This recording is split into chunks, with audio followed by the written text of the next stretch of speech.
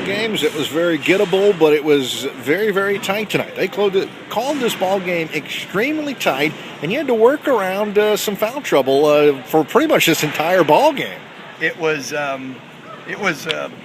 challenging to say the least. A very interesting night, and it was kind of funny at halftime with the score being 45-44. Tremendous defensive effort. You had to kind of reconcile the idea that you were going to be in a high-scoring game and just kind of don't worry about that. It was really, I even said on the way up, the long walk up to the locker room, I said, let's just have the last couple of stops. Let's get the last couple of good possessions. And it sort of fell that way. I thought we gave them a little bit of life. I didn't like that very much. I wanted to do a better job defensively, but you were just hoping maybe to get 2 or 3 timely stops, which we did late. We did a good job of slowing their big kid down. And, this team has endured a lot of stuff. I mean, Jeff now has tweaked his knee, and we're 2 weeks out from conference play. God only knows what's wrong with it. He couldn't go and finish the last 2 minutes. All of our defensive guards have been injured. Jeremy's out, Andrew's out, now Jeff's out again. And, we're just, from a defensive standpoint, we're running out of some bodies, and it's hard, but we've had a good week of prep, and to get in here and get on the road, and no matter what the circumstances, kind of a very high-scoring team like they are, to find a way to get this win and be opportunistic and get a couple stops was great to go to the break this way, Damon. It really, really was. Well, Miles Taylor was a beast, but he also went to the line quite often, and not too often you see a big guy that is able to convert so many free throws. He might wind up at the line but not be as good at the line as he was today, but at both sides of the ball, he was it something where you tried to take everybody else out of it? Is it somewhere where he just dominated? What was the... We knew that he was good. I mean, he's been good since he was a freshman. He was very good. We played him 2 years ago, but I just said, we're not going to let their three-point shooting, we're just not going to let their perimeter going. And as frustrating as it was, I felt like we just needed to slow him down. If he had a big night, don't let anybody else get going. And they had a couple guys who were close. Justin Childs kind of was a little better than we thought, throwing in a rare 3. Terrence Smith scored 12, and he's probably, in my opinion, their best player. I thought that we really did a good job on he and Liabo. I mean, this is a kid who just scored 16 against Arkansas the other night and did it with flair and ease. He's really good. He was 1 for 7. He went to the line. They just drove us, and it was a very difficult game in that sense. But, you look at the second half, it's very much like the Rice game, with the exception that we scored in the first half, unlike Rice.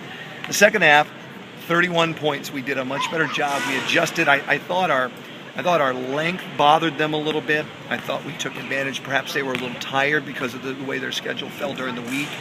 I thought we did a really nice job in the second half, Damon, of trying to be patient on the offensive end. That kept the ball out of the big guys' hands on their end. We also, every time we were patient down here, they had to chase us around. That tired them down a little bit, which maybe takes their legs a little bit down here on the offensive end. We had several great possessions where we moved and cut. I thought Julian Chiara was really great tonight off the bench.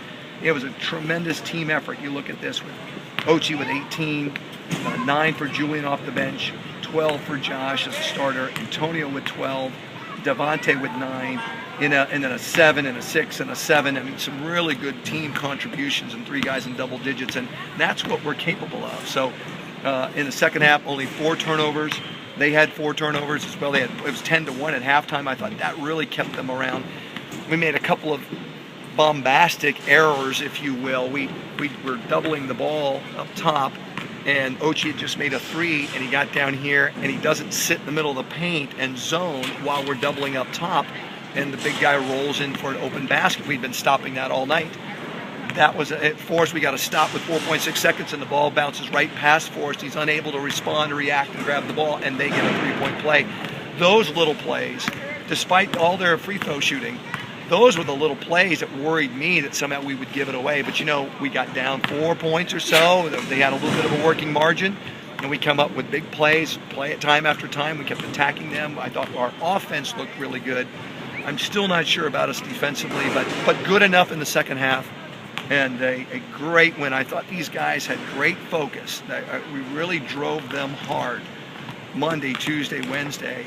And Tuesday we kind of scaled back a little bit, and they allowed us to push them. And I wanted them to enjoy some success. They've been so close with SEMO, so close with Mississippi State. If we had played like this against Mississippi State, we would have beaten them by 12 or 14 points. But it is what it is. We've got 2 Division I road wins. We've already got 4 wins with Spring Hill looming right before we go to league play. We're already doing better work than we did a year ago in that regard with that team. So I'm hopeful. I know that the team's in a pretty good place, and it was good to see some people score tonight. This is a team that is going to be okay. They're going to compete pretty well in the OVC. This is going to be what it's like at McNeese. This is what it's going to be like at Nichols. Maybe stylistically a little differently, but it's going to be concentrating and making plays. We had X amount of adversity. Jeff got a little bit heated. He got hit in the face. He was not happy about that. Ended up getting himself a technical foul. But I'll say this about Jeff's technical. I know he's trying very hard to be tough. I know he's trying to get us to, hey, we're not backing down from anybody. I know why he did what he did, but there's got to be that line where you walk away. Drew Brees gets that roughing the quarterback late in the game and ends up beating the 49ers. He doesn't get up and then get a flag and negate that play. He just gets up, shakes it off, and goes and continues to play. But he did a great job of coming in after having to sit for a few minutes and never picked up his 5th foul. Did a great job defensively.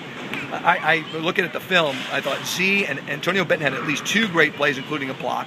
Z had a great deflection. Jeff had a great steal out of Liabo's hands. Great timing, and that's the quickness factor. Those 3 or 4 plays, and maybe the big play, that's not an ESPN highlight, Josh Fillmore tying up the big guy and forcing him to get it out of bounds underneath. Big plays. Those are the difference makers in beating SEMO, beating these guys, maybe getting Mississippi State that we seem to have lacked. But tonight we realized them, and we played well enough to win on the road. And in Division I, that's just not an easy thing. So we come up here to Martin, Tennessee, bad weather looming all around us, and get a great win. Well, Coach, congratulations on the win. Get you headed back in the right direction. You head back home. Yep. As you said, Spring Hill coming up, and then conference play looming, and that kind of changes everything, doesn't it? You got 1 game left to kind of maybe do some tweaks before you get into the throes of, okay, guys, this is what we've been talking about all year. Yep. And this is what this serves, all these experiences when you're embarrassed. It doesn't matter if you get beat by 50 at Arkansas and everything unravels in front of you, or you get beat by 2 at Nichols. It still feels bad. So how do you prepare yourself mentally for those games, and how do you get ready to play? I'm just glad our shooting showed up and got back. I'm glad these guys prepared all week and let us drive them. I never heard anything. I never suspected or caught a hint of, gosh, I can't wait till we go to Christmas break. These guys have a very short break. I hope our fans realize that. These guys are going to be gone maybe for 4.5 days, and they're back working at it again. They didn't get much Thanksgiving. They're here working hard. They're a very dedicated group, and I'm very, very proud of them tonight. We got a lot of work to do, and I'm not, we're not going to back off for a single second. The thing I want Santa Claus to do is bring us some health. I want Jeff to be healthy. He's playing really well right now. Now he's going to be out for a certain amount of time. We've got to get him looked at on Monday. We've got to get that knee looked at, and it's not a convenient time, but we've got to get that done. We've got to figure out what to do to treat him and get him back. Maybe we don't even have him opening at McNeese, and that wouldn't be good. We just, hopefully it's nothing serious, but we'll see. I hope we can get there and be ready and at full strength, as full as we can be. That's important for us. So I hope everybody has a great Christmas.